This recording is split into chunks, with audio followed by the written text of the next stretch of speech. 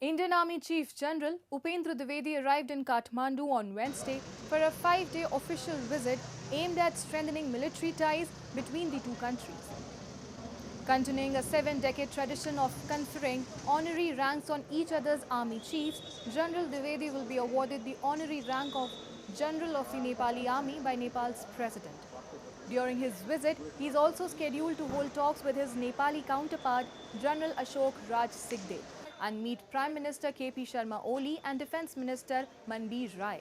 This visit is seen as an effort to address concerns over the recruitment of Nepali domicile Gorkha soldiers into the Indian Army under the Agnipath Scheme.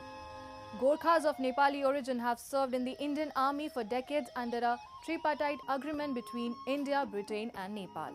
Currently, over 30,000 Gorkha soldiers from Nepal serve in 6 battalions of the Indian Army.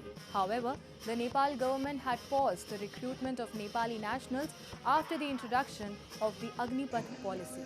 Under this scheme, soldiers are recruited for a tenure of 4 years with no pension benefits, a significant departure from the long-term service and pension provisions historically offered.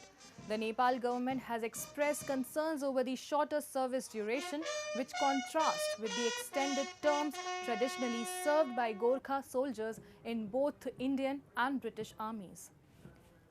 General Dwivedi's visit is expected to explore ways to resolve these differences while reinforcing the historic military ties between the two nations.